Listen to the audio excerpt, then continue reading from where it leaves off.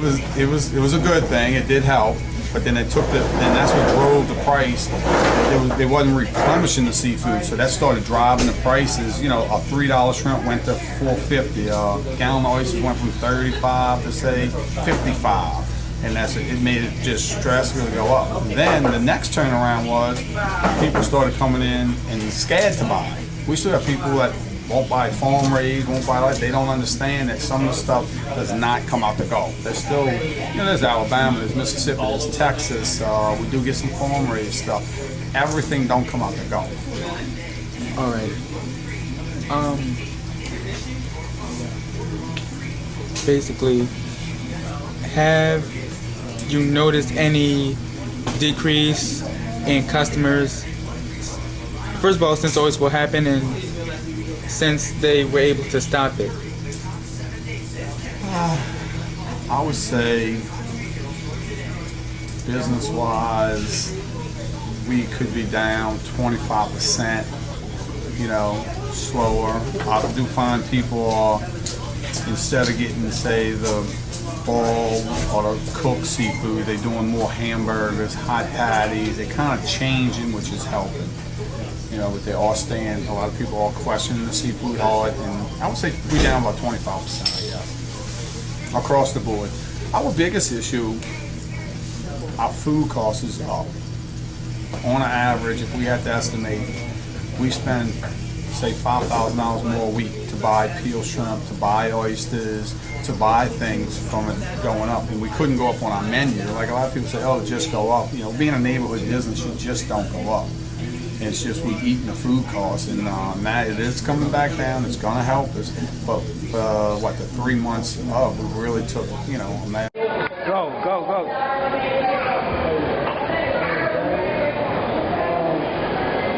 want to ask you a couple questions about your restaurant. How did the prices, your costs, affect the business?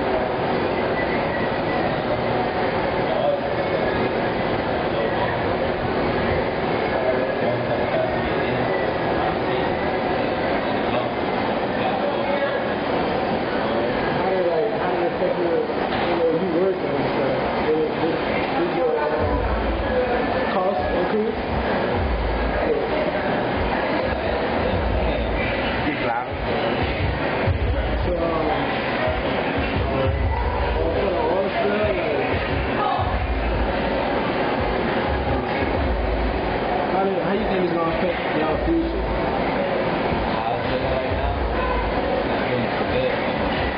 Alright. Let me ask a question. Do y'all think that y'all going to be like...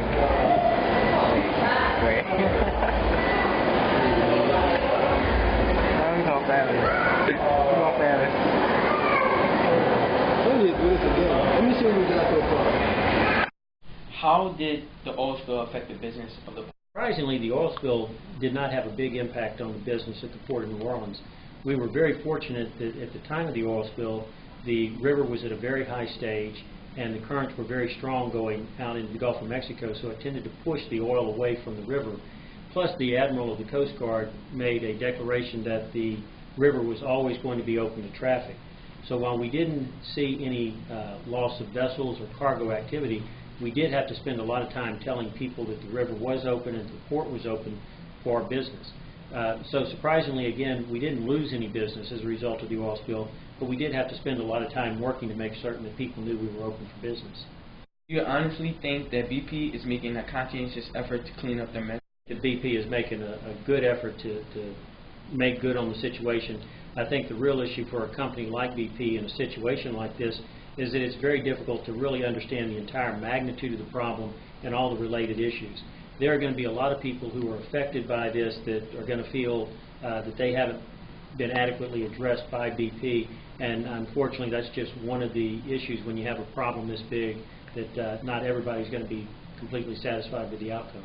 Is the port doing anything to assist BP in the effects? Once again, the port doesn't have a direct role in the cleanup, although we have participated to make certain that we could help wherever we can. For example, there were many conference calls early on where we spent a lot of time talking with all the affected parties and the people involved in the cleanup efforts to make certain that business continued as much as on a normal basis as possible, simply because we didn't want to see any loss of jobs in the interim, because that just compounds the issue and makes it even more of a tragedy than it's already been. To the extent that we could, we have hosted seminars on environmental cleanups from companies wishing to offer their assistance and their expertise, and that has been offered free to any of the public that wanted to participate in those. Do you honestly think that the economy can recover from the oil spill? Very good question. I think history has shown us that strong economies can recover from just about any disaster. If you go back 20 years and look at the Exxon Valdez and the disaster there, a lot of people thought that we could never recover from that, and we did. Or you could look as recently as 9/11. People thought that that might be a disaster, which brought the U.S. economy down completely, and it didn't do that. But I do think that this is going to be one that takes a little bit longer to do, simply because the effects of the disaster have been so difficult to identify. Buggish, sitting here at the headquarters of the Port of New Orleans with Mr. Landry. Hi, I'm Bobby Landry with the Port of New Orleans. I'm the Director of Marketing. What role does the port play in the activity of the Mississippi? Well, our role is actually a very simple one. We were created by the state to facilitate international maritime trade. So we basically build facilities and then we lease them to private sector companies for the transportation of goods across our wharves. A lot of this is done in conjunction with the private sector businesses that are located not only in New Orleans and the state of Louisiana, but in other states as well.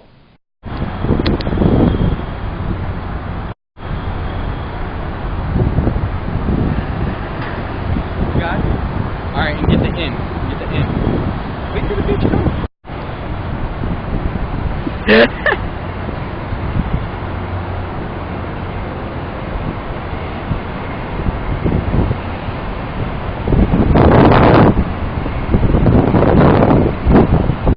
There you go. It's from cold, son.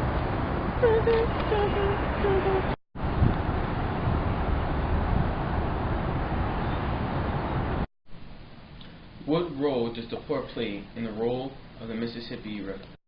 Alright. What role did the port play in the activity of the Mississippi River?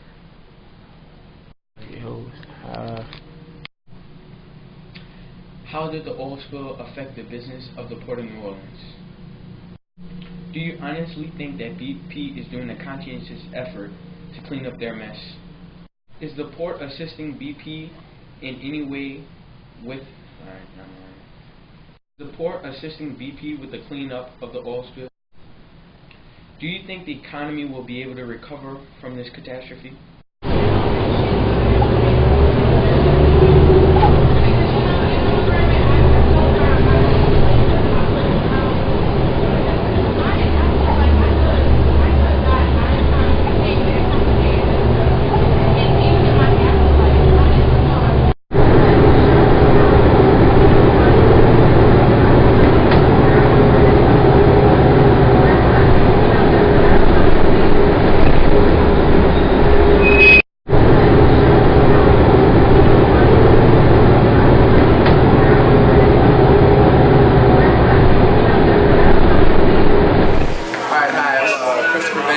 Augustine High School. What's your name? Catherine Wilson. And where are we today? We're at DiMartino's, Buffalo Isles. Alright. I just have a couple of quick questions real quick. Number one, how has the Gulf oil spill indirectly or directly affected your business? It made it really hard for us to pay seafood. We had to actually go to different states to get our oysters and shrimp. Like, how far did y'all have to go? We got some from Texas, and we had to go to Alabama. Oh man! And it also drove the cost up. Really? By like how much? Oh, $4 a sandwich. So is there anything you do different because of the oil spill? We appreciate our seafood, and we shop carefully. And one more thing, how has the oil spill affected your customers, if it did? I don't think it has at all. At all? Not at all. Alright, well, thank you. Thank you. Might see some CBS or something. Okay, great. All right. Okay, so basically, why don't you tell me who you are, where you work, what's your position? Okay. Name's Kent Bondi. I am the owner of Castanet Seafood. We've been here approximately 23 years.